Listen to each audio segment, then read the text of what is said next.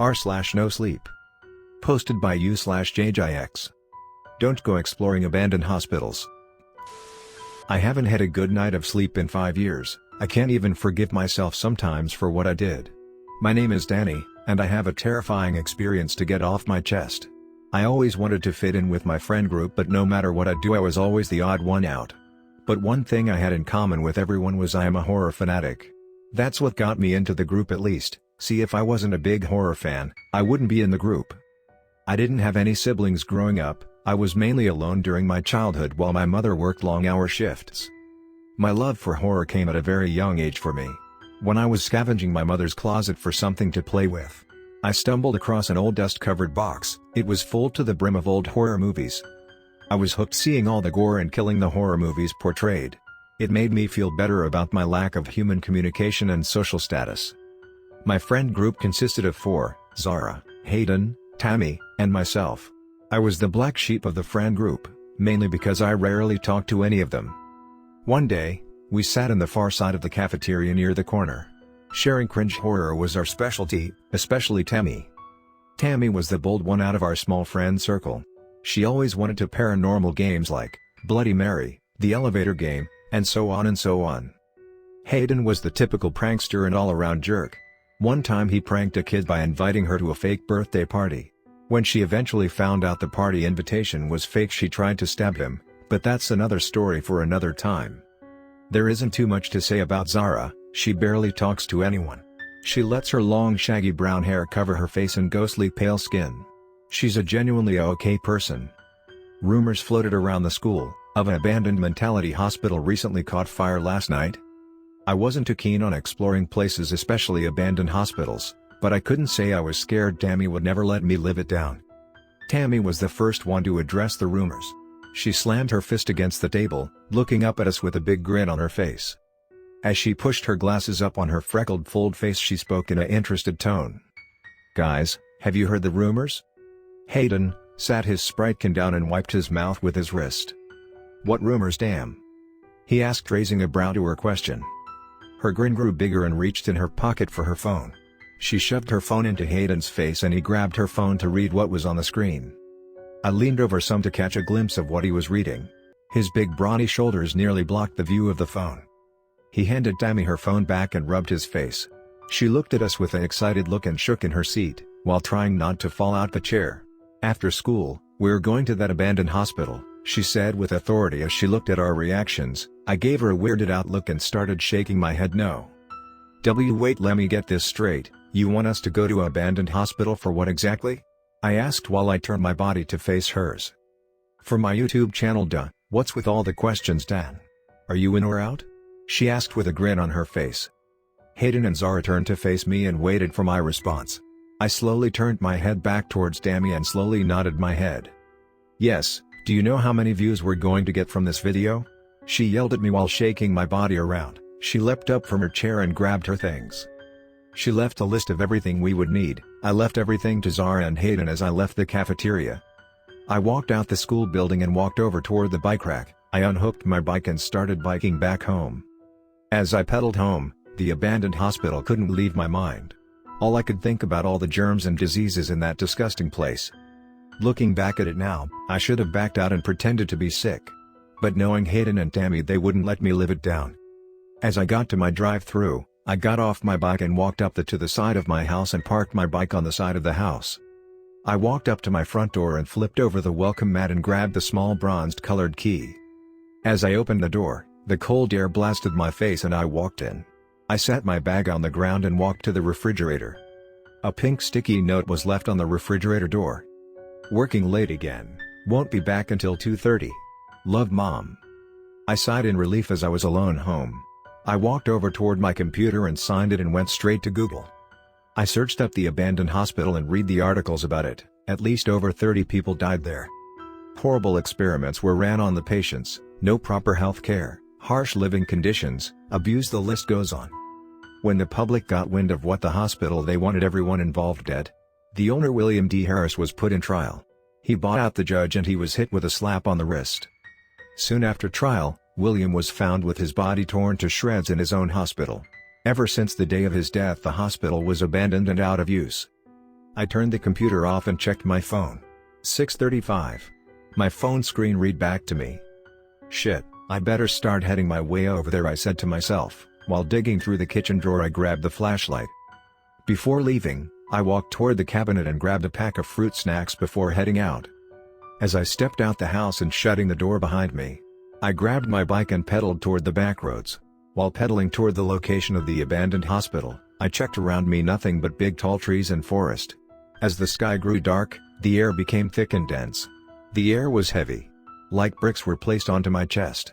As I got toward the entrance to the hospital, everyone was already set and ready. Finally, for a second there we thought you backed out, Tammy cackled as she set up her camcorder. I set my bike down against a tree and walked over toward Hayden as he dug into his blue bag. "What you looking for?" I asked, glancing at his bag. Hayden grabbed and pulled out a handgun out of his bag. I wasn't a gun person, so I didn't know. He cocked it back and shoved it into his waistband and looked up at me. "Dude, what the actual fuck?" I replied while taking a step back. "Just gotta have it just in case, don't know what sicko could be in there, you know? There's probably no need for it, dude, Jesus, just don't have it pointed at someone please," I said with worry in my voice. I slowly backed up from Hayden and slowly walked myself toward Tammy. "Hey, damn." I was interrupted by Tammy shoving her camcorder into my arms. "Here, you're my cameraman for this video. All you need to do is keep the camera on me and record until we get into the building. Got it?" I slowly nodded at her question, before putting the camera back on her. "Record." Now she pointed both fingers toward me. I pressed the small switch on the camcorder and pointed it toward Tammy's direction. I quickly shot her a quick thumbs up. She got a little closer and stared into the camcorder. "Alright YouTube, it's your girl Tam4Horror, and today we're here at Williams D Mental Hospital.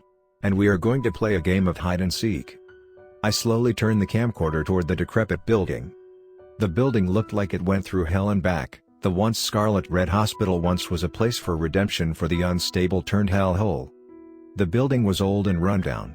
The raggedy building stood up on a small hill with old rotting cracked stone steps leading to the hospital. The hospital had eerie feeling to it, like a generated bad aura. I'm not a spiritual person, not in the slightest, but don't you get a gut feeling not to do something but your mind says yes? I wanted to follow my gut feeling and drop the camcorder and bike it all the way to my house. But I couldn't. We slowly made our way toward the hospital's entrance. The stench from the building was gut-wrenching. The door frames were covered top to bottom in moss and unknown black spots. As we entered the building, the atmosphere changed drastically. The air felt heavier and more thick. It was harder to breathe for me. And with every step we took deeper into the hospital, the damp ground made squish and splash sounds like we were stepping in rain puddles. "Doesn't this look sick, guys?"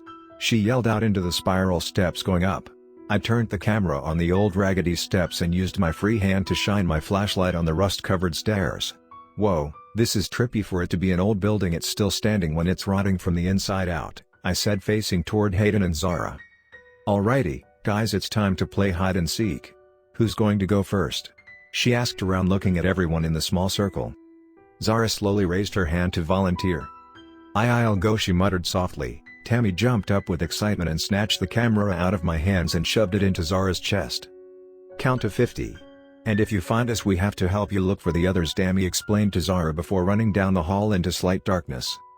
Zara started her count, and I started running down the opposite hallway from Tammy. Hayden followed Tammy in pursuit. As Zara got to 20, I was a good distance from her. I shined my flashlight against the wall. All the dirt and muck covered the white walls with dirty, dingy flowers. I looked around the hallway and saw 2 doors on each side of the hallway. I opened the door on the right and closed the door behind me. Looking around the room, a patient's bed in the far left corner and a cabinet on the far right side of the room. A small stench of mud and must filled the air, and the rug in the room damp with dirt water from recent flooding.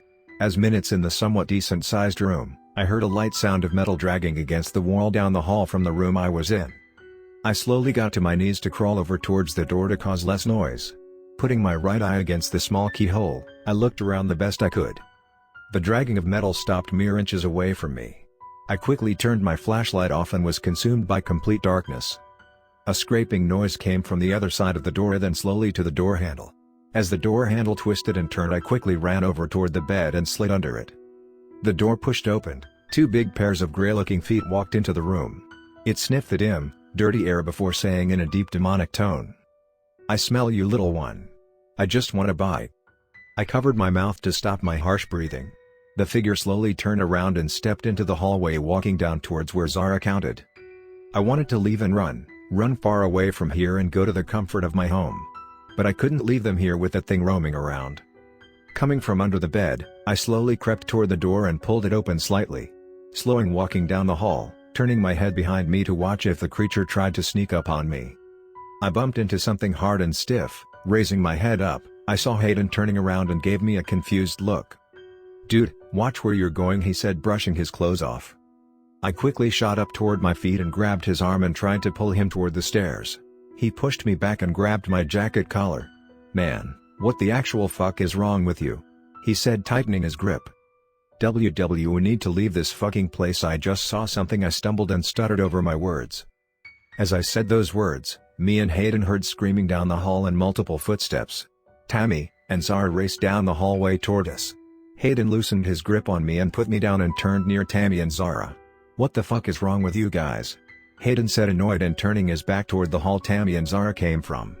"There's something in here, down there, it's big and grayish," Tammy stuttered.